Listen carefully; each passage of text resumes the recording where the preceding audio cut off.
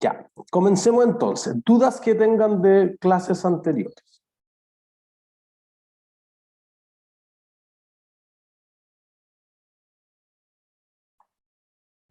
Profe, Ujú, estuve revisando ayer el PowerPoint de arrendamientos y ujú. es distinto al que usted había mostrado en la clase. De Sí, hecho, le sí, había mandado un correo.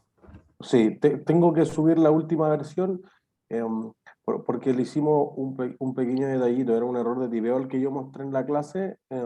Correcciones con los profes. Entonces, hoy día que terminamos el tema de arrendamiento, yo le subo la versión extendida, porque tenía justamente mucho más desarrollo en los desafíos y la parte adicional que enviamos de cómo contabilizar los ingresos y ese tipo de cosas. La versión anterior que está en webcursos no la tiene.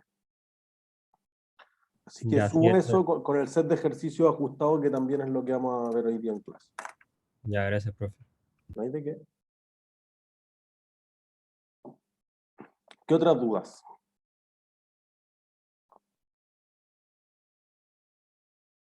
¿No? Perfecto. Entonces, miren. Primero, vamos a partir de la práctica, que también fue, estén revisando regularmente los estados financieros que nosotros subimos, sobre todo porque vimos esto. Dijimos, mira, hablamos de los contratos de largo plazo, que si tiene la opción, que si en verdad paga los flujos, que si le agrego más cosas como cosas complejas. Pero quisimos decir, mira, el contraejemplo también puede ser bastante más fácil. Entonces aquí tenemos los estados financieros de Socobesa, ¿sí? Sociedad Anónima Abierta en Bolsa. Entonces, fíjense, para hacerse una idea, Socobesa es una empresa que tiene 1 billón de pesos en activo, 1 millón de millones. ¿Sí? Estos números están en miles de pesos. Entonces, ¿cuál creerían ustedes que debería ser el mayor activo de una empresa constructora? La maquinaria, La maquinaria, ¿ya? ¿Qué otras opciones tenemos? ¿El terreno? El terreno. ¿Qué más? Pero, wait, es un buen punto. El terreno, ¿qué activo será?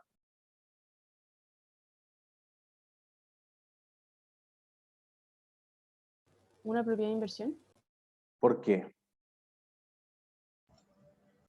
porque probablemente no lo van a usar ellos, lo van a arrendar o lo van a vender. Bueno, entonces no estamos seguros. Pues, wait, no lo van a usar ellos, ya es cierto, pero Inventario, profe, ya, ¿por qué? porque se va a deshacer de él en el ciclo operativo de la empresa. Ya es cierto, eso es. La empresa se va a desprender de eso en el ciclo operativo, en el curso habitual de las operaciones. Entonces, fíjense que primero estamos tratando de setear los parámetros de si esto fuera un inventario, como una introducción a la contabilidad, si fuera una propiedad de inversión, que podría ser. Pero si yo sé que lo voy a vender, debiese ser un inventario. Si no sé qué voy a hacer, debería ser una propiedad de inversión. ¿Se entiende? Entonces, mira, no sé si lo voy a desarrollar, si se lo voy a vender, no está claro. Lo compramos porque era un buen negocio, pero no está claro. Si no está claro, debería ser una propiedad de inversión. Si no, ¿cuáles serían las propiedades de inversión de una constructora sobre todo?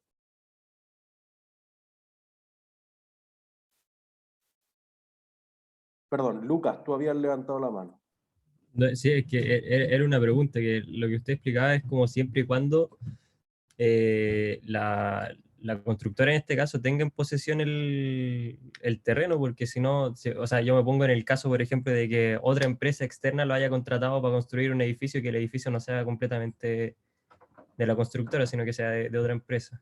Claro, como que yo construyo, si en ese caso no hay nada, pues como que el terreno no es de ellos, en el fondo, ellos solamente, ni siquiera la construcción es de ellos, más bien ellos tienen un contrato de servicio que cuando veíamos activo intangible nosotros decíamos, "Oye, si yo tengo el servicio de construcción, después ¿cómo te cobro? Mira, con las unidades vendidas, con el tiempo, no sé, pero es más bien un contrato de servicios de construcción más que tú construyas y te lleves el riesgo sobre tus propios activos en el fondo.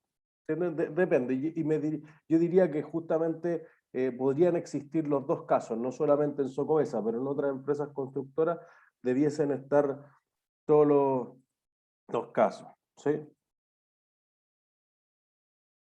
Entonces ya, deberían ser los inventarios el activo más, o podría ser uno de los más. Entonces fíjense ahora, aquí están los estados financieros reales. Entonces fíjense que inventario una parte importante, casi 270.000 millones de pesos del billón son activos de inventarios corrientes. Pero fíjense que en el no corriente tiene un ítem que llama inventarios también. Entonces, ¿tiene sentido o no tiene sentido?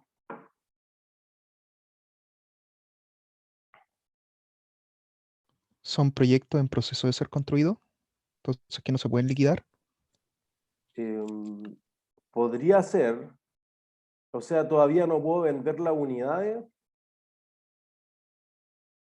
Pero, profe, Más si o no, menos, perdón. si no están construidos, ¿cómo los puedo reconocer por inventario? Si no, ¿qué serían?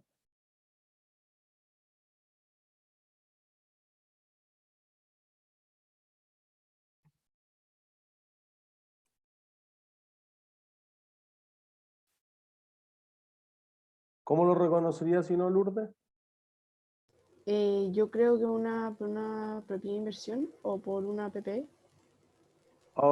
Podría ser, porque fíjense, mi visión particular, pero por ejemplo yo discutí mucho con mi jefe en la Chile sobre esto, la que inventario es una categoría de aquellos activos que vayan a ser consumidos o vendidos en el curso habitual de las operaciones. Por eso es que uno clásicamente tiene productos terminados, pero podría tener materias primas, consumibles y productos en proceso que no se pueden vender todavía. Bueno, productos en proceso podría ser las construcciones en curso. ¿Se entiende? Con vista en venderlas. Lo que pasa es que la discusión era, oye, pero es que si yo me voy a demorar 3 años en hacer un conjunto de edificios, pasan a ser no corrientes. Mi visión que es un error. Mi visión es que si tu negocio se demora 3 años en hacer, lo corriente es todo lo que se vaya a consumir dentro de 3 años y lo no corriente es lo que te vaya a durar más de 3 años. Entonces la definición de qué es corriente y qué es no corriente, que clásicamente es un año o más de un año y más de un año no corriente, está mal hecha en este caso. ¿Se entiende? Porque el inventario va a ser consumido en el curso habitual de las operaciones. Entonces, si yo digo, oye, es que me va a durar varios años, no puede ser un inventario. Si no tengo idea qué hacer, y ahí lo que colocan son los terrenos que no tengo desarrollos todavía. Si no tengo idea qué hacer, ¿qué debieran ser? Propiedad de inversión. Propiedades de inversión. Entonces, fíjense que acá abajo también tiene un ítem importante, que son propiedades de inversión. Entonces, pero la empresa, insisto, dice, no, es que mira, aquí ya hicimos una maqueta, etcétera. Bueno, pero entonces ya lo van a desarrollar, debería ser un inventario corriente. No hay otra categoría de inventario, según yo. Entonces, y ahí uno ve las discrepancias que a veces se presentan en la realidad. Entonces, por ejemplo, es súper típico que inventarios sí se tengan no corrientes en las empresas chilenas, pero por ejemplo las empresas peruanas o las empresas colombianas no presentan esa categoría de inventarios no corrientes. ¿Se entiende? Entonces eso perdería comparabilidad, por ejemplo, si uno dice, oye, yo voy a ir a construir tal cosa o tengo este proyecto, ¿dónde será más caro? ¿Cuánto debería ser el margen? Etcétera. Ese tipo de análisis pierde comparabilidad. ¿Sí? Entonces fíjense que lo que más decían al principio era máquina, y la empresa tiene máquina.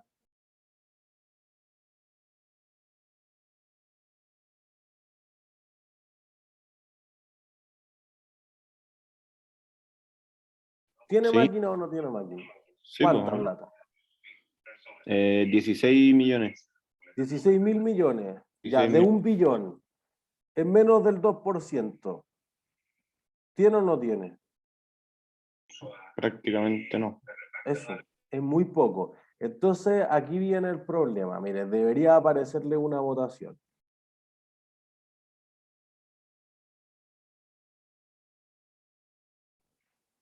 ¿Le aparece? Ya, ahí sí. Vale, conteste.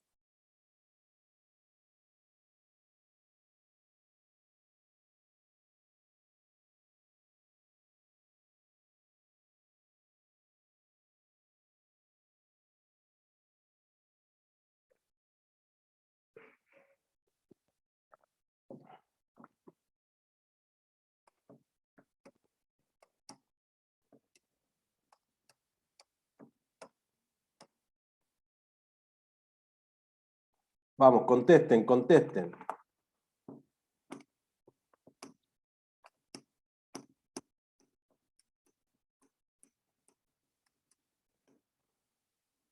Ya, 5, 4, 3, 2, 1, listo. Ya, fíjense. La mayor parte de ustedes contestó que son arrendamientos operativos. Tiene sentido, porque si el arrendamiento es operativo, ¿quién debería mostrar las máquinas en su balance? El arrendador. El arrendador. Listo, aquí tienen el ejemplo práctico. Si tú eres una constructora y tienes una grúa que va a durar 20 años, oh, ¿y dónde guardo la grúa?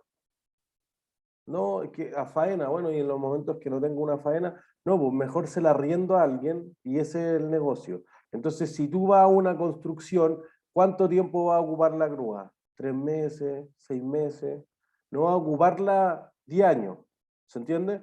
Entonces, fíjense que si el arrendamiento es de muy corto plazo, justamente decíamos que caen estas excepciones. Y ahí está. ¿Entiendes? No usa máquinas para sus operaciones, no tendría sentido. Pero si arrendamiento de corto plazo, justamente un leasing operativo, o sea, la respuesta 3 también está correcta. Po. Y no existe la opción de comprar los activos arrendados, también está correcta, porque si existiera la opción, independiente de que se va a ejercer o no, está obligado a mostrar el activo por derecho de uso del arrendatario. ¿Se entiende? Entonces, si han entendido la idea esencial, más allá de traer a valor presente, etcétera, que insisto que eso tienen que darle más práctica nomás y eso les va a salir, creo que la esencia de un leasing es eso y el arrendatario está obligado a menos que sea este caso. Y justamente este es el caso que colocamos. Entonces, fíjense ahí, propiedades, planta de equipo representa menos del 2%, que uno pensaría, oye, la constructora tiene camiones, tiene grúas, etcétera, una cosa súper valiosa. No, lo arrienda todo en contratos de corto plazo, no de largo plazo, no quiere comprarlo, nunca quiere tener todo ese activo porque ese activo pesa. La empresa debería mantenerlo, pagar seguros, moverlo, etcétera, y tu negocio es construir, no eso. Entonces, por eso, fíjense que está el otro lado. Oye, Caterpillar, ya, Caterpillar Financial Service te arrienda todas las cuestiones que se te ocurran. Y ahí está. Ah, ellos traen los camiones, ellos traen los bulldozers, las grúas, sí. Ese es el otro lado, ese es el arrendador, este es el arrendatario. ¿Se entiende? ¿Es claro para todas y todos? Sí, profe. Perfecto. Entonces, fíjense que si nosotros vamos acá al pasivo, no vamos a encontrar la obligación por arrendamiento. Uno va a decir, oye, pero quizás está dentro de estos pasivos financieros. No, ahí piensen que esos pasivos financieros, que fíjense, es solamente de corto plazo, es los préstamos que pide de construcción mayoritariamente. Entonces, cuando vende los inventarios, va pagando eso y en general paga los intereses y después sigue con la deuda de corto plazo. Es el negocio de Socobesa en este caso. Entonces, fíjense que las propiedades de inversión, ¿qué te dicen? Son terrenos, urbanizaciones y bienes inmuebles. Se deprecian linealmente en la vida útil. Entonces, ¿qué modelo utiliza? ¿Costo? El costo. Ya. Fíjense en esto. A la fecha no existen indicios de deterioro. Acuérdense que no siempre hay que estar haciendo la prueba de deterioro. Pero dice, el grupo de empresas Socobesa realiza tasaciones de las principales propiedades de inversión para determinar su valor razonable. A juicio de la administración, el rango de precios dentro del cual se encuentra el valor razonable no es uno, sino que te dan una gama, es su costo de adquisición más las urbanizaciones, que en su conjunto generan valor agregado o plusvalía. Aquí hablemos de plusvalía inmobiliaria, que suba de valor. Ah, esa era la lógica de la propiedad de inversión. Por lo anterior, se estima que el valor razonable de las propiedades de inversión es superior a su costo. Entonces, ¿qué debería revelarme en esta nota? Fíjense que estoy en la nota 24 de las propiedades de inversión. ¿Qué debería revelarme por un punto premio? Una ¿Cuánto es ganancia. el valor razonable? ¿Cuánto es el valor razonable? Un punto premio. Eso es. Y entonces miren aquí. Composición, aquí está el terreno, las urbanizaciones, bienes inmuebles, saldo, saldo inicial, propiedades de inversión, transferencia de inventario. Fíjense que ahí están los que ya me decidí a desarrollar, a construir un edificio. los que vendí, etcétera, cambio de las propiedades de inversión y el saldo final. Oye, ¿qué corresponde a esto? Ya, lo que agregué, le puse señalética, la plané, etcétera, todos los costos que nosotros decíamos se asocian directamente. El detalle de los ingresos por renta de las propiedades de inversión, por ejemplo, si se queda con las placas comerciales de los edificios, y ahí está la depreciación de las propiedades de inversión. Y aquí uno podría decir, oye, ¿cuánto fue? Las que vendí, cuánto valían contablemente y cuánto me gané. Aquí están, ¿dónde están tus propiedades de inversión? Por comuna. ¿Se entiende? Para que se hagan una idea. ¿Quién nunca me mostró? No hay más notas, yo lo corté aquí, pero después decía la siguiente página 25, lo pueden comprobar en los estados financieros reales. ¿Quién nunca me compró? Mostró, perdón.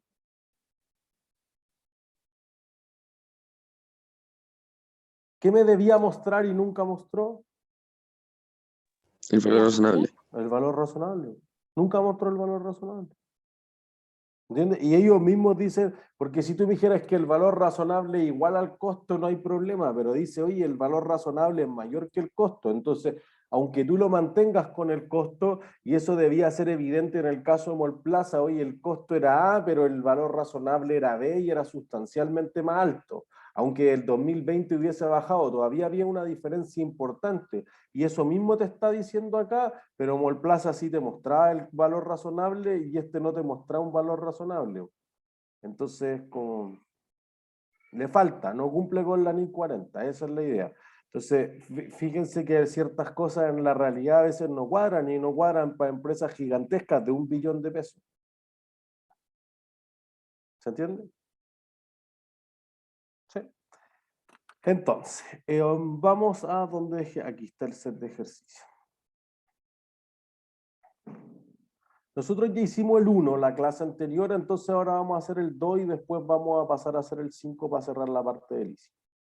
El 2 dice, John Deere Inc. es una compañía dedicada a la fabricación y venta de servicios de mantenimiento de tractores. Su gerente general, hombre que lleva toda una vida en esta industria, entendió que la relación con sus clientes no debía ser transaccional, vendiéndole un solo tractor y nada más. Era habitual que un agricultor, los principales compradores de los tractores John Deere, adquirieran solo una máquina durante toda su vida, dada la gran calidad y larga duración de los equipos. Dado esto, el gerente general de John Deere decidió que para crear una relación de largo plazo con sus clientes podía crear algunas filiales, entre ellas una que comprara los tractores a la matriz y luego se los arrendara a los clientes dándole el 100% de financiamiento para la adquisición de tan preciada tecnología agrícola. Así estaría un paso adelante frente a uno de sus principales competidores, Massey Ferguson Inc.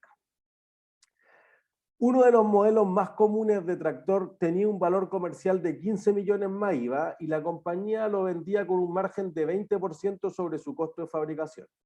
La futura filial de John Deere que entregaría el financiamiento ofrecería cánones anuales de 3.897.519 por un plazo de 5 años y al final del contrato existiría la opción de comprar el tractor por 300.000.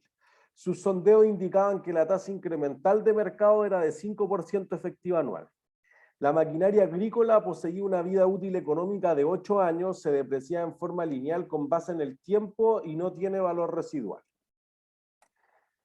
Como era habitual en la industria, la primera cuota del arriendo se pagaba al firmarse el contrato mismo día que el equipo agrario quedaba disponible para su uso. Determine A, cómo debiese clasificarse el arrendamiento. ¿Y por qué? ¿Cómo debería clasificarse?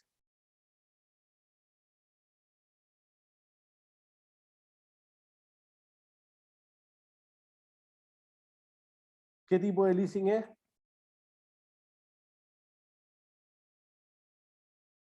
Financiera, ¿Por qué?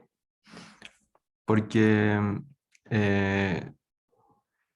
se va a usar durante gran parte de su vida útil, o sea, 5 de los 8 años, y al final existe una opción de compra y es como a un valor menor que el valor como depreciado que tendría.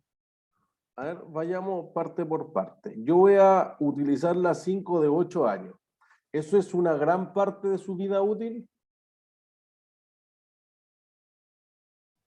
Es un poco más de la mitad. ¿Eso es mucho o es poco? Es poco. Ya, o sea, algunos dicen Es la mucho, mayoría. otros poco. Pues, es más de la mitad. Pero nosotros no dijimos la mayoría, dijimos "Oye, una gran parte no es abstracto". Ah, ya. Si no es clara la condición, dejémoslo en stand-by. ¿Existe la opción de compra? ¿Voy a usar la opción de compra? Lo más probable es que sí, porque es baja. Ya, pero ¿es baja comparado con qué?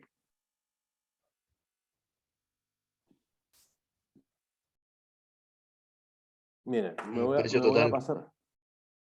Me voy a pasar a la pizarra, esperen. Aquí. Con el Entonces, fair value. miren,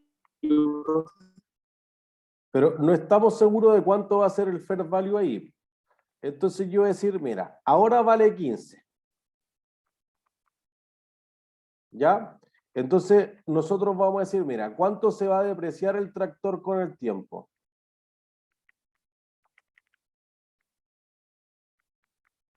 $15 millones. ¿Cuánto era su valor residual? 0. 0. 0. ¿Y su vida útil? 8. 8. Fíjense que aquí estamos evaluando el tractor, todavía nada del activo por derecho de uso. Después decimos cuánto tiempo se va a amortizar el activo por derecho de uso. Entonces 15 dividido 8 nos va a dar 1.875.000. Entonces esto va a bajar linealmente con el tiempo hasta llegar acá. ¿Sí? Y aquí va a valer 0. Este es el año 8. Entonces lo que nosotros queremos evaluar aquí, ¿cuánto va a valer en 5? Entonces voy a multiplicar esto por 5, voy a decir 15 menos esto va a valer 5.625.000. Si alguien se pierde, ustedes me tienen, como siempre.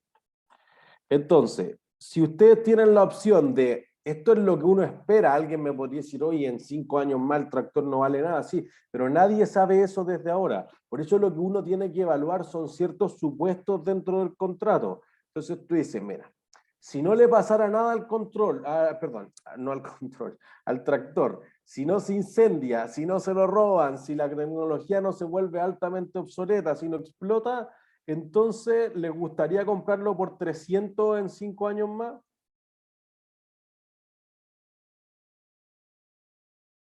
Sí. Sí. Sí. ¿Les gustaría comprarlo por 5,5 millones? También. No. Ya, ven, si es la duda, no. Pero fíjense que la opción es sustancialmente barata. Por 300 nadie tiene la duda. Capaz que si les digo 3, 4 millones habrá un punto de indiferencia ahí, lo dudan. Si lo dudan, entonces la opción no se va a ejercer con seguridad. Pero si no hay duda, entonces se va a ejercer muy probablemente. Lourdes. Sí, porque a los 5 años valía 3.625.000. 5 millones porque O sea, se 5 millones. depreció. Po. Dije en el Perfecto. fondo 15 menos 1.875.000 por 5 años. Sí, es que pensé que salía 3. No, perfecto. Perdón, mi error. Y Gracias. acá es un 8.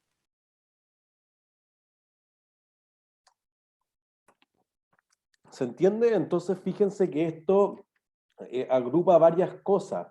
Por eso quizás si tienen, si no se acuerdan bien, por ejemplo, la depreciación o el deterioro, serían cosas importantes que uno vaya cerrando estos espacios que pueden haber, estos vacíos conceptuales que pueden haber quedado. Porque para saber si se va a clasificar el contrato o no, ya tengo que saber depreciar. No, me parece algo fácil, pero quizá a alguien justamente le complicaba eso. Sería importante quizás tratar de recapitular sobre eso. Después entonces vamos a decir, ya mira, ahí hay una opción, como estoy seguro que va a ejercer la opción, eso es suficiente para decir que es financiero. ¿Sí?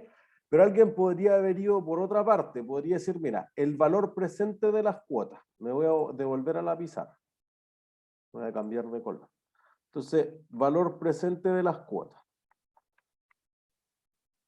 Dice que el canon es anual y es de 3.897.519. Te dice que la tasa incremental, si yo hubiera ido a pedir un préstamo al lado, sería de 5%. Entonces vamos a tener aquí un contrato por 5 años al 5%. Te dice al final que como es habitual en la industria, la primera cuota de arriendo se pagaba al firmarse el contrato y desde ese día queda disponible para el uso. Entonces, si anticipada, acuérdense, multiplicamos acá por 1 más 5. ¿Sí? Y además, ya sabemos que va a ejercer la opción. Entonces, acuérdense que tengo que traer la opción de 300.000 a valor presente como si fuese, bueno, es un único pago. Y esto ocurre al término del contrato. ¿Sí? Entonces, dice al final del contrato, fíjense que si dijera, esto es un tip ya para las evaluaciones, a veces dice, oye, en conjunto con la última cuota. Si fuese en conjunto con la última cuota, ¿cuántos periodos debería descontar el precio de la opción? El pago de la opción. La 4. última, 4, eso es. Tendrían que poner 4 aquí, porque fíjense que la última cuota de arriendo se paga al principio de 5 y al principio de 5 es igual en términos del valor del dinero en el tiempo que al final de 4. ¿Se entiende? Entonces ahí hubiese sido el ajuste. Entonces, como fíjense que pueden ser detallitos, pero léanlo con calma. Léanlo con calma, porque hemos analizado también los resultados con los profesores cuando nos juntábamos el jueves y todo, y muchas cosas nos parece que la contestaban bien en clase, o nosotros vimos ciertos estudiantes que también uno reconoce que están comentando en clase, pero que en las preguntas como que no leen lo que ocurre. En especial en el caso de Molplaza. O sea, muchas preguntas de cómo se calcula esto. Lean el caso, por favor. El caso dice cuál es la fórmula. ¿Dónde están los ingresos? En el estado de resultados, no pueden estar en otra parte, y así sucesivamente. Entonces, creo que para rentabilizar sus conocimientos, de tomarse la segunda, esta fracción dice, a la firma del contrato, junto con la última cuota o al término del contrato acá, dibujarse una línea de tiempo, sobre todo los que les complican las matemáticas financieras, lo que ha ayudado mucho históricamente es dibujarse la línea del tiempo e ir poniendo cuánto es el pago en cada momento para tener súper claro qué cosas traer o no traer a valor presente. Entonces, ¿cuánto va a dar esto? Voy a decir 5%, 5 años, le hago 0,5, esto lo vamos a poner anticipar, 3897, 519, 17 más 300, traigo valor presente en 5 periodos, y esto va a dar 17 millones, lo habré hecho bien, a ver, 1.05, elevado a menos 5, dividido 0.05. por 3.897.519 por 1.05 anticipada, más 300.000 dividido 1.05 elevado a 5. 19, 952, 986. ¿Ya? Entonces, fíjense. Esto es lo que voy a pagar en valor presente si utilizo la tasa del 5%.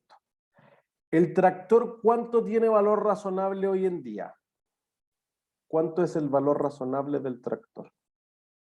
¿Los 15? 15. Entonces fíjense que aquí se da otro desafío. ¿Ustedes pagarían en valor presente 17 millones por un tractor que vale 15? No. No.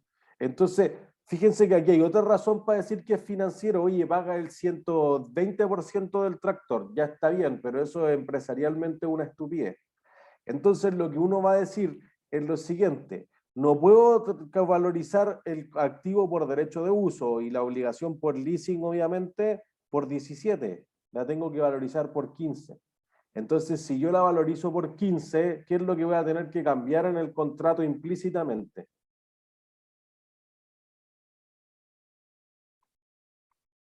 La tasa o no. La Nada que ver. tasa. Eso es, tal cual. Entonces ustedes tendrían que decir esto. Y esto me parece que puede ser la parte más elevada de los conocimientos que uno esperaría para leasing.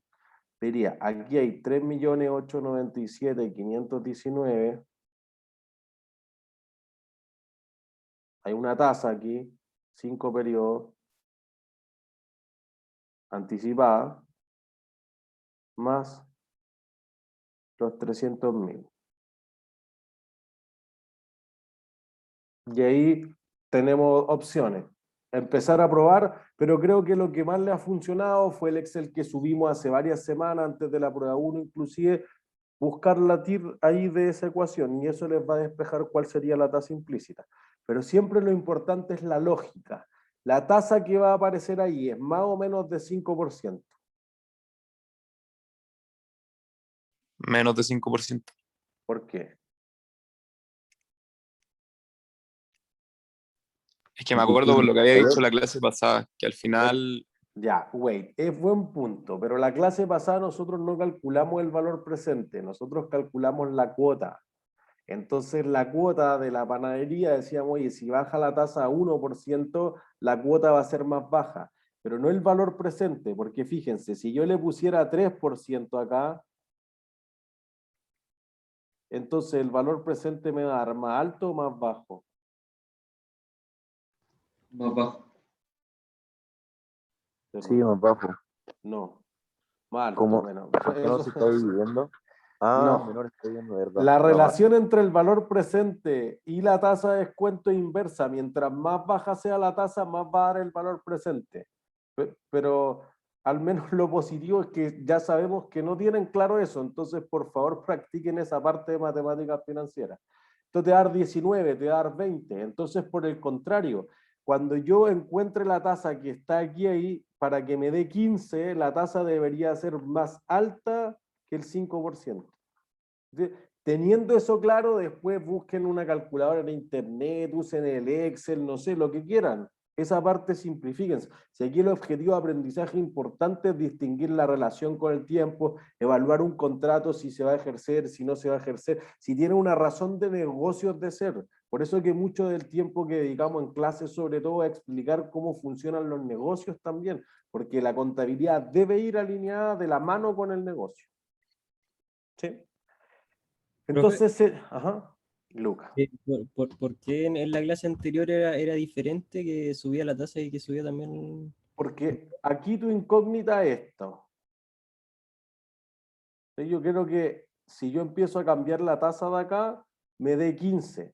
Entonces lo que yo estoy tratando de calcular es el valor presente. La clase anterior no era eso, ya sabíamos que era 700.000 libras esterlinas y lo que queríamos descubrir era la cuota. Entonces decía, oye, si en vez de cobrarte 1,52 te cobrara 1% de interés, ¿qué pasa con la cuota? No con el valor presente, porque el valor presente era una constante. Ah, ya, gracias, profe, ya caché. ¿Entiendes? Entonces, por eso que ojalá yo creo que sería bueno que practiquen, y en el set de matemáticas financieras está hecho para que practiquen con, ¿qué me están preguntando? La tasa de una. ¿Qué me están preguntando? El plazo. Creo que a veces les cuesta despejar el logaritmo natural. Dos cosas. ¿Qué me están preguntando? La cuota. Listo. ¿Qué me están preguntando? El valor presente, que eso es normalmente lo que preguntamos en un leasing. Oye, ¿cuánto vale el activo por derecho de uso ahora? ¿O cuánto es la obligación por leasing? ¿Cuánto es el valor de reconocimiento inicial? Listo. Ahí tienen que calcular valor presente. ¿Se entiende? Pero como para jugar con las cuatro cosas que uno podría preguntar una anualidad. Ya si decimos, oye, una cuota es 100, la otra es 200, la otra es 300, 400, que eso realmente podría pasar, tengo que traer cada una a valor presente. Pero creo que sobre todo con Excel, perdón, eso no es un desafío tan importante, porque ustedes ponen los flujos para el lado y le ponen valor neto actual, BNA, y ya está. Y lo trae a valor presente todo. ¿Entienden? ¿Dudas hasta ahí? Yo tengo una duda. Que decía en el texto, creo que había que elevar, porque claro, desde el punto de vista del arrendador una cosa son los costos, pero del arrendatario había que sumarle un 20%. Güey, ya, vamos hacia allá. Me devuelvo al enunciado entonces. Contestamos A, entonces ya tenemos claro que por al menos dos razones el arrendamiento es financiero. ¿Quién es el que tiene el problema para saber si es financiero u operativo? El arrendador. Porque nosotros vamos a decir algo simple. Oye, ¿el contrato es de corto plazo? No, No. ¿Es por menos de $5.000? no. No. Y aparte tiene opción de compra. Entonces, jamás podría ocupar las exenciones que dijimos, oye, si se tratara de un contrato medio puñuflo, una máquina de agua, una impresora, chao. pero aquí tengo un tractor de 15 millones, eso debería estar en tu balance. Entonces el arrendatario está obligado a mostrarlo como financiero, el que tiene el desafío aquí es el arrendador. Pero ya encontramos al menos un par de razones por las cuales podríamos decir que el arrendador tiene eso. ¿Entiendes? Si alguien después quisiera ir, oye, es que es súper específica la maquinaria, etcétera, podría ser. Pero además, fíjense que el que te la arrienda, ¿quién es? John Deere. Ya, ¿y qué es John Deere? Del tractor. El La productor. compañía El del tractor. fabricante. Bo. Fabricante. Entonces, como el fabricante obliga, bueno, ¿es una razón para decir John Deere se querrá quedar con el tractor en el balance? No. ¿Qué activo es para John Deere el tractor? Un inventario. Un inventario. ¿Ven? Esa es la parte que nosotros estamos orgullosos que logren. Ahora como completan el ciclo de estoy en toda la cadena de producción, este tiene los inventarios, el otro tiene las cuentas por cobrar, etcétera. Entonces uno dice, mira, este debería ser por al menos 3 o 4 razones un leasing financiero. Entonces, ¿cuánto es el valor del contrato de leasing? Creo que ya nos anticipamos también. Si el valor presente me da 17 y fracción, digamos 18, y el tractor vale 15, ¿por cuánto reconozco el contrato de leasing?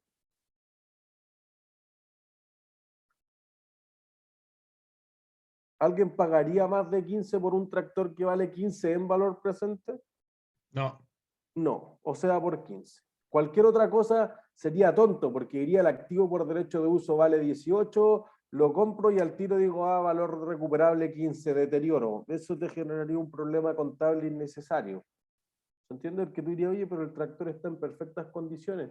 Sí, es que la contabilidad, inútil. Si hace eso, la contabilidad inútil. Por eso trata de evitar hacer esas cosas. ¿Se entiende? C, ¿cuánto es el valor por financiar? Entonces, ¿qué era el valor por financiar?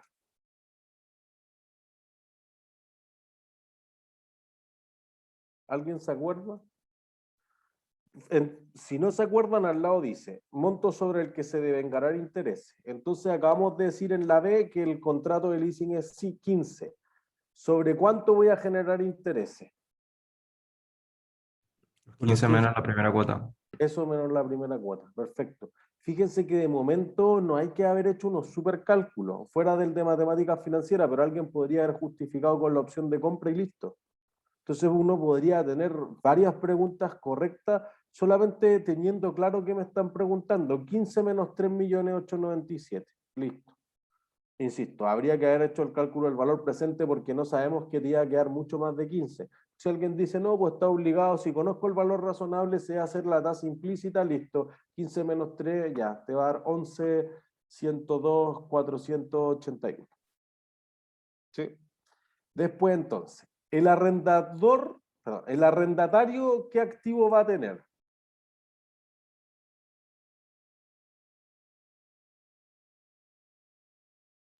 Un leasing financiero. Ya, pero ese no es el activo. ¿Cuál es el activo que tiene? ¿Cuánto por cobrar? No, wait, el máquina. arrendatario. Te voy a poner Adu. acá, el usuario. El activo por derecho de uso. Voy a poner acá el fabricante.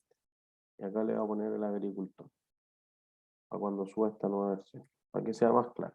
El agricultor tiene el derecho a usar el tractor. ¿Y qué tiene al mismo tiempo como contrapartida de ese derecho? La obligación. La obligación por leasing. Listo. ¿Qué activo se queda el arrendador? Cuenta por ¿Una cobrar. PPO o La una, cuenta por una cobrar. inversión? Bueno, no, ojo, no podría ser una propia inversión porque yo puedo mover el tractor. ¿Y qué le pasa al tractor con el tiempo? Se deprecia. Se deprecia. La propiedad de inversión en espíritu no. Además, fíjense algo, ¿el tractor funciona solo? No. No. Las propiedades de inversión generan flujos de caja independientes. O sea, hay muchas razones para decir que esto no es una propiedad de inversión. ¿Sí? Entonces, fíjense que el arrendatario, perdón, va a tener el activo por derecho de uso. Ya va a depreciar.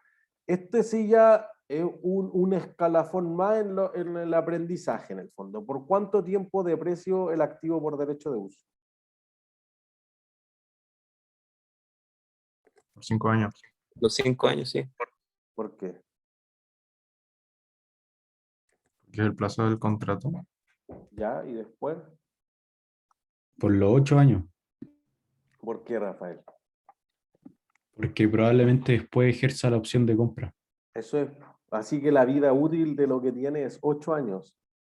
Es el menor entre ambos si es que no hay opción de compra, pero si hay opción de compra y tú lo vas a utilizar, da lo mismo si está arrendado o tú realmente lo tienes comprado legalmente los últimos 3 años, pero tú lo vas a utilizar por 8. ¿Se entiende? Porque si no, fíjense que te va a meter en un problema contable.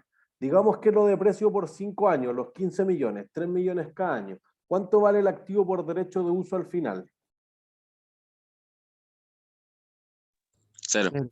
0. Y ustedes van a incorporar un tractor a su balance que va a mostrar que va a valer 5.625.000. Entonces, como pareció un activo y no desembolsé más caja, nada, entonces, ¿qué voy a tener al otro lado? ¿Qué va a aumentar?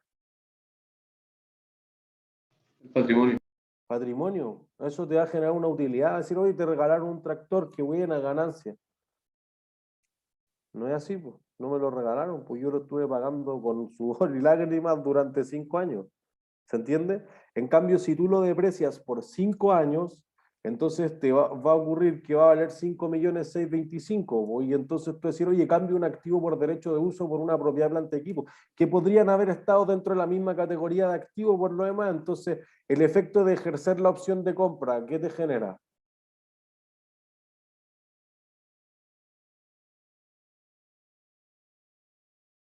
¿Te debería generar algo ejercer la opción de compra?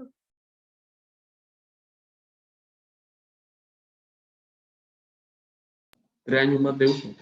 Ya, pero físicamente, yo voy a la notaría, ¿al tractor le pasa algo? No. No, entonces la contabilidad tampoco debería decir nada, debería decir, oye, yo cargo una propiedad, planta de equipo y abono un activo por derecho de uso por el mismo valor. Ahí ya son lo mismo, o inclusive los puse en la mente, chao, no pasa nada. Lo raro sería que tú digas, oye, apareció un tractor, ay, no sabía qué iba a pasar. No, me lo regalaron, cayó del cielo, ¿se entiende? Entonces, por eso que debería depreciarse por los 8 años y no por los 5. Eso a mí me ha tocado discutirlo harto profesionalmente.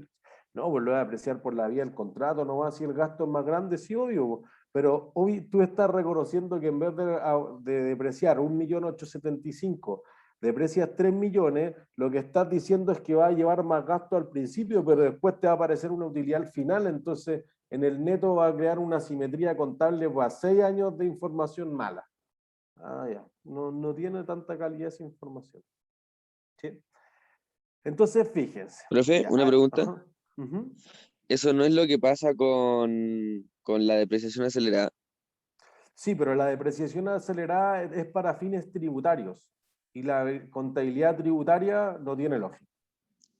Pero si yo pago menos impuestos al principio por reconocer más gastos, al final voy a tener que pagar más, ¿o no? O sea, va a nivelarse. Sí, claro, pero como me ahorro el pago, fíjate que es un problema de flujo de caja, no de devengado. Como me ahorro el pago al principio, en valor presente valen más esos ahorros que el pago final. Entonces digo, me Ah, ya. ahorro menos 100, menos 100, menos 100, más 400, digo, ya, pero los menos 100 que me ahorré por los 4 primeros años y los terminé pagando al final del quinto, en valor presente valen más. Entonces eso sí le suma a la empresa. Sobre todo para invertir, por eso se da mucho la depreciación acelerada, porque las empresas dicen, oye, si yo puedo llevar a gasto todo lo que hay utilizado en maquinaria, todas las compras, por ejemplo, el año anterior y este año, directo a gasto, como beneficio tributario para que las empresas no sufrieran tanto con la pandemia, bueno, eso incentiva a que las empresas sigan invirtiendo más, pues, porque dice, oye, el fisco, como el fondito que tenía la empresa para pagarle el fisco, lo ocupé para comprar máquinas. Ah, listo, pues. Eso incentiva a reactivar un poco la economía. ¿Entiendes? Entonces, generalmente eso se da cuando yo le subo la tasa de impuestos y ya no es 25, es 27, pero les dejo depreciación acelerada. Ah, ya, quizás en el neto quedamos en el mismo. Ya, bueno, gracias, profe.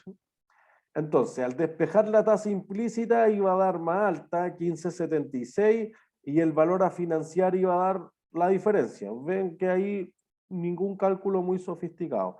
Ya habíamos calculado la depreciación y entonces ahí está la tabla de desarrollo, incluyendo la última cuota. que es la opción, que la decíamos al final. La primera es al principio, entonces, insisto, tabla de desarrollo es una cosa crucial. Bueno, hoy día ya no vamos a partir con bonos, pero también para bonos va a ser súper significativo, que es el control de lectura del juez, sobre todo. ¿Sí? Entonces, tengan claro eso y háganlo esta semana, la próxima semana, tómensela de pausa, creo que es súper saludable que todos nos tomemos la semana de pausa. Entonces decíamos al principio, activo por derecho de uso contra la obligación por licio. Nada más, nada menos. ¿Sí? Teniendo eso, entonces, vamos a decir, oye, la primera cuota amortiza el tiro y luego entonces voy a tener el gasto por la amortización del intangible, por la depreciación, como quieran llamarlo. ¿Sí?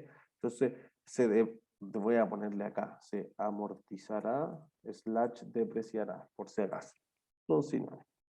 Entonces, se va a ir amortizando cada año tanto el activo como el pasivo, pero responden a cosas distintas. Uno es un gasto hasta que se acabe y se ejerza la opción de compra en el último periodo. ¿Sí? Que sería acá. Y luego entonces los siguientes 3 años solamente se va a ir amortizando o depreciando el activo por derecho de uso. ¿Sí? El fabricante entonces cuando te arrienda el activo, ¿qué transacción comercial genera? Cuenta por cobrar. Ya, o sea, hay una venta. Por lo tanto, fíjense que lo primero que tengo que hacer es el asiento de venta. Y ahí alguien me preguntaba, creo que era Fernando, decía, oye, pero el costo fue más alto. Ya, pues, entonces lo que nosotros vamos a decir es esto. La empresa lo vende por 15. Y eso debería ser X y me ganaba el 20% de margen. Entonces, ese X es justamente el costo. ¿Se entiende? Entonces ahí está la transacción de por qué el costo era distinto al precio de venta.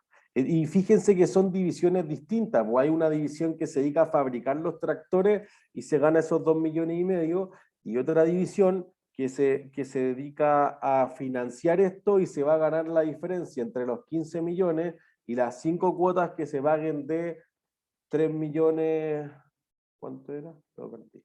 3.897.519. Entonces ahí uno dice, ya, y eso va a generar los intereses. Me va a pagar en total, digamos, 20 millones, yo financié 15, perfecto, y yo me gano los otros 5 millones, menos la incobrabilidad estimada y todo lo que tenga lugar con esa cuenta por cobrar. ¿Sí? Así que fíjense que es la misma tabla de desarrollo que está arriba, y después solamente que para el arrendador una parte son los ingresos financieros y se va separando de esa forma. Profe, una consulta, cuando se utiliza la opción de compra, esos 300.000 inicialmente ya estaban activados en el activo de derecho a uso, ¿cierto? Sí. Cuando se cancelan, ¿qué es la contrapartida de la baja de caja o lo que sea? La cuenta por pagar, en este caso, aquí. ¿Te fijas como que a ti te queda justamente el saldo del valor presente de eso? Durante ese último año se generaron intereses por 40 y la contrapartida es eso. Si no ocurriera eso, o sea, por ejemplo, tú tenías la opción de compra y no se ejerció, entonces en vez de efectivo, tú dirías ganancia por no ejercicio. Opción de compra. ¿Sí? Entonces ahí uno tendría la diferencia. Pero fíjense que si no la ejerzo, entonces yo también al mismo tiempo daría por el otro lado un activo por derecho de uso. Entonces diría, oye, tengo un activo por derecho de uso que valía 5 millones y fracción, y como ahora no la voy a ejercer, entonces yo debería poner acá no los 300, debería poner acá los 5.500.000 no sé cuánto, y entonces perdería plata. Ah, es lógico, porque ejerciéndola tuvieras ganado, entonces ahí debería ser la pérdida. ¿Sí? Entonces, el que va a ocurrir se puede dar las dos situaciones, pero depende mucho de cuánto valía el activo por derecho de uso. No te diría que hay una sola situación. Depende de cuánto valga el activo que no quiero comprar o que no puedo comprar normalmente. Gracias. No hay de qué. Y la última pregunta entonces decía F, la penúltima. Demuestre que el gasto para el arrendatario sería el mismo independiente de que el leasing fuese operacional o de capital. Operacional o de capital. Y fíjense, voy a leer la G al tiro. Si el cliente se volviera financieramente insolvente y no pudiese seguir pagando las cuotas de arrendamiento, ¿qué asientos debiese registrar cada parte, el arrendatario y el arrendador, cuando se cancelara unilateralmente el contrato sin compensación alguna más que la devolución del activo? Entonces, ahí va a pasar algo muy, muy parecido a lo que planteaba Marco. Entonces, F vamos a mostrar lo siguiente. Voy a un resumen de lo que ya hicimos hacia arriba en el fondo. Diríamos, mira, si pago 5 cuotas de 3.897.519, entonces vamos a pagar en total 19 millones y fracción. La opción de compra vale 300, entonces en total voy a pagar 19.787. Entonces, lo que esté por encima de los 15 millones en valor presente, interese al tiro, gasto financiero. Entonces, lo que uno podría decir hoy, mira, la depreciación va a ser por los 15, los gastos financieros van a ser por los 4 millones, la suma total va a ser 19.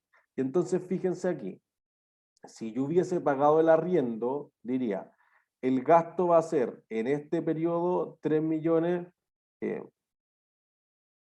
aquí. Entonces, 3.897.519. Gasto por arriendo, gasto por arriendo, gasto por arriendo, gasto por arriendo, más la opción. 19.787. Si yo lo considero un leasing financiero, entonces no hay interés en la primera cuota, pero la segunda generaba esto, la tercera esto, la cuarta esto, la quinta esto y la sexta esto. Más la depreciación o la amortización, como quieran llamarla, de los 8 años, 15 millones. Y la suma de ambos es los mismos 19.787. ¿Entiendes? Entonces, no es que yo lleve distintos gastos al estado de resultados, es que el monto que llevo inicialmente, fíjense, es más bajo y después es más alto. Acá llevo 0 y acá llevo un gasto. ¿Entiendes? Entonces, en la suma lineal es lo mismo, en valor presente es distinto. ¿Sí? Y la G entonces. Digamos si esto ocurriera al principio del año 3, o sea, justo después de pagar la cuota. Entonces, si uno miraba la tabla de desarrollo, voy a volver sobre la tabla de desarrollo para que los que estén complicados. Si tú justo pagaste esta cuota, entonces tú vas a haber dicho, mira, voy a deber 6.468.000. Entonces, vamos a tener aquí que se debe los 6.478.000 y el activo va a valer los 15 millones menos del 1.875.000. O sea, va a valer 11.250.000. ¿Sí? Van a haber pasado 2 años de depreciación. Entonces, fíjense, uno dejaría de pagar un pasivo que vale 6, pero a cambio entregaría un activo que vale 11. ¿Gané o perdí plata? Perdí. Perdí, listo. Perdí los 5 millones de diferencia. ¿Sí? Entonces, fíjense que te va a ocurrir. Cancelo el pasivo, un cargo, quito la amortización acumulada, quito el activo por derecho de uso y la diferencia son los 5 millones aproximadamente que yo decía. ¿Se entiende? Entonces, el arrendatario, ¿qué activo? Perdón, ese es para el arrendatario. El arrendador, ¿qué recibiría? Un ingreso. No sabemos. Le llega el tractor de vuelta. ¿Qué es el tractor de vuelta? ¿Qué es el tractor para ellos? Un inventario. Un inventario. Y entonces, ¿qué va a dejar de tener el arrendatario? Una cuenta por cobrar. Una cuenta por cobrar. Pues entonces va a recibir un activo por 11, va a dejar de tener una cuenta por cobrar por 6. Entonces, ¿qué va a generarle la diferencia? Ganancia. Ganancia. ¿Se entiende? Y ahí está.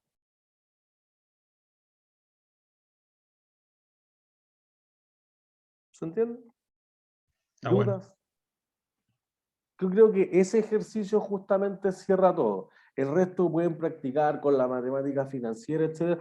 Pero creo que ese justamente engloba, si es que no todos los objetivos de aprendizaje, les diría que una gran parte de los objetivos de aprendizaje es esta parte. En especial los que estén bien complicados con los temas de hacer la tabla de desarrollo, etc. Revísenlo con calma, discútanlo con su grupo de estudio. una horita, media horita, no sé, lo que les dé para que no se vaya volviendo una bola de nieve. ¿Sí? Entonces, miren, ya, tienen otros que ya, quizá este era largo, pero te llevaba a cosas simples, por eso no lo pusimos en una categoría tan alta. Después, yo creo que, miren, este ejemplo, el 3 lo pusimos en algún momento en una prueba. Quizás lo pusimos en la del desarrollo, creo, una vez. No es un súper ejercicio, por eso es nivel intermedio, pero es para que vayan soltando la mano y qué pasa si hay que calcular la tasa implícita, ese tipo de cosas. ¿Sí? Después ya molde del mar, ese sí es un ejercicio que pusimos con el profesor Cabrera finales del 2017 quizás, finales del 2018 en el examen. Y ese sí es normalmente lo que nosotros esperamos para esto. Entonces ahí ya tienen que ver para que se enfrenten en el fondo, no queden tan descolocados de qué cosas se preguntan, más o menos lo mismo que hemos hecho. ¿Sí? Y entonces nosotros vamos a revisar este que es cortito, pero plantea justamente estos desafíos que le agregamos a las láminas, sobre todo que a nosotros nos ha tocado ver en la práctica y que creemos que sobre todo para ingenieros comerciales y en especial con la situación de la pandemia o de otras catástrofes naturales es importante.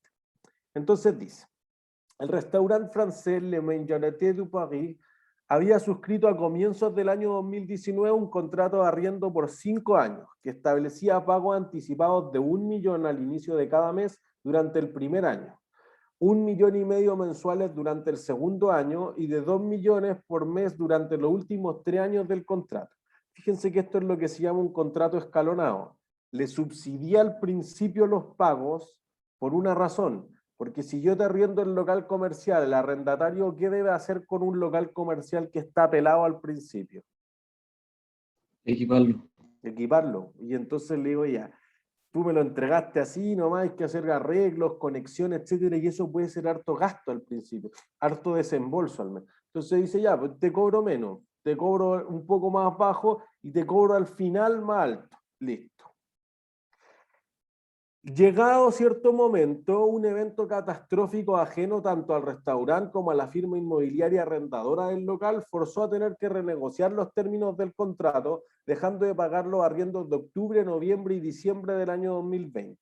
El contrato no posee opción de compra alguna y, evaluada la naturaleza del mismo, parece no transferir el control del activo. Se le pide a mostrar cuánto sería el ingreso o el gasto por arriendo y el ingreso o gastos por la linealización del contrato sin considerar la tasa de descuento. B, cuánto sería el valor inicial del activo por derecho de uso y de la obligación por leasing que tendría Le Mangianete du Paris el arrendatario si la tasa de interés relevante es de 2% efectiva mensual. Y C, ¿cómo influiría contablemente la gracia total en 3 meses de arriendo siguientes si la tasa de descuento fuera de 0%? Entonces fíjense que no tiene tanto que ver con el valor del dinero en el tiempo, sino que más con ver ciertas cosas. Entonces, miren, ¿cuánto debería reconocer de arriendo mensualmente durante el primer año? 1 millón. ¿Por qué? Porque es lo que va a pagar. Ya, eso está malo. Eso supone que el flujo de caja es igual al de vengado. Y eso no es cierto, porque si no, no habría un estado de flujo de efectivo y un estado de resultado. ¿Se entiende? Entonces, ¿se saca como un promedio de todos los meses? Eso es. Porque fíjense, el beneficio económico, por eso antes de hacer la matemática pensemos muy bien qué es lo que se está tratando de ver. El beneficio económico del contrato, ¿cuál es? ¿Qué es lo que gana el restaurante?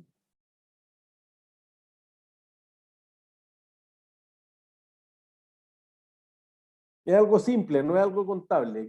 ¿Qué obtiene el restaurante a cambio de firmar el contrato? Un local. Un local, pues, el derecho a usar el local. Y eso es un mes. Entonces, enero del primer año es distinto a enero del segundo año. ¿O es distinto a enero del tercer año? No. No. Pago distinto, que insisto, es diferente, pero es el pago. no es la esencia del contrato. Entonces nosotros vamos a decir, oye, saquemos un promedio, pues y todos los años reconozco el mismo ingreso, eso debiese ser lo correcto, ¿sí? Entonces, y eso quizás está más asociado con reconocimiento de ingresos, por ejemplo, de introducción a la contabilidad, así que si alguien no se acuerda también, sería bueno que recordaran eso. Entonces, digamos, mira, tengo 1 millón por 12 meses, tengo 1,5 millones por los 12 meses del segundo año y después los últimos 3 años pago 2 palos. Entonces, en total son 102 millones. Entonces diríamos, oye, en 5 años hay 60 meses. Entonces lo que nosotros diríamos es que 102 millones en 60 meses, 1,7 millones. El promedio ponderado. ¿Se entiende? Entonces fíjense, al principio paga menos de lo que genera como ingreso. ¿Se entiende? Entonces, y por el contrario, el arrendatario va a decir, oye, yo pago menos de lo que gasto. Entonces, imagínense para los que sean muy contables. Yo llevo a gasto 1,7 millones, pero solo desembolso 1 millón. La diferencia que me va a quedar por un punto premio. ¿Reserva? No. Más simple. ¿Profes para el arrendatario o para el arrendador? Perdón. Para el arrendatario, para el restaurante. ¿Ganancia? ¿Plusvalía? No, una provisión, profe. No. No, ¿Un más partido? simple. No. ¿Puede repartir la pregunta, profe? ¿Repetirla? De nuevo. Cuenta por pagar. Yo tengo eso es, una cuenta por pagar. Yo tengo un gasto por 1,7 millones, pero una salida de caja por 1 millón. No me cuadra el asiento. Sí, pues que te falta pagar 700 lucas. ¿Cuándo las voy a pagar? Al final. Al final, por los últimos 3 años, que ahí voy a pagar 2 millones, entonces te voy devolviendo 300 lucas. Fíjense que es un problema de flujo de caja, por eso le quitamos la tasa de descuento, dejémosla en cero, ¿no? Pero con las matemáticas financieras se vuelve algo más complejo, pero en la misma esencia. ¿Entiendes? Entonces, al final tiene que pagar eso. Entonces, fíjense que como tú vas a tener un pago de 1 millón, que eso es lo que normalmente las empresas reconocen como arriendo, pero va a reconocer que el total debería ser 1,7 millones, dicen, mira, 1 millón es el ingreso por arriendo, el arrendador, y 700.000 es el gasto por linealización del contrato, perdón, el ingreso por linealización del contrato. Es decir, en vez de que sea escalonado, y vamos a ver el gráfico, lo dibujé como que fuera lineal, literalmente. ¿Se entiende? Entonces fíjense que ahí te va a quedar 700 el primer año, después tengo 1,5 y 200. Y después cuando pago más, lo contrario al ingreso, gasto, 300 lucas. Fíjense que tuve 300 lucas por 36 meses, 10.800.000. Tuve 700 por un año, 8.400.000. Tuve 200 por otro año, 2.400.000. Entonces tengo a favor 8.400.000 del año 1 más 2.400.000 del año 2, tengo 18, y después tengo en contra 18, en el neto queda 0. Pero fíjense que si uno lo muestra linealmente, que es lo correcto, es mucho más exacta la información financiera, porque tú estás ocupando el beneficio igual aunque no lo estés pagando. Bueno, es que te lo voy a cobrar después. ¿Se entiende? Todo el problema con el pago. ¿Sí? Entonces se anula. Entonces fíjense que gráficamente te queda eso. Linealicé el contrato, entonces en esta parte hay ingreso y en esta parte hay gasto. En la segunda, digamos, los últimos 3/5 del contrato. ¿Se entiende? Entonces eso es algo nuevo, por ejemplo, que a los que hubieran hecho el curso el semestre pasado. Y entonces fíjense, ¿cuánto sería el valor inicial del activo por derecho de uso y cómo influiría la gracia total? Entonces, el problema 2 ya es un problema de matemáticas financieras. Yo pago 1 millón, fíjense que todas las cuotas no son iguales. Entonces, yo pago 1 millón por 12 meses, fórmula la anualidad anticipada. Hasta ahí no deberían tener problema. De ahí en adelante es algo más complejo, porque tú dices, pago 1,5 millones por otro año, anticipada, ahí. Pero eso ocurre desde el mes 13 al mes 24. Por ende, cuando yo hago la fórmula de la anualidad, la estoy valorizando en T igual a 12. Por ende, la debo castigar 12 periodos más para que te quede en T igual a 0, el año 2.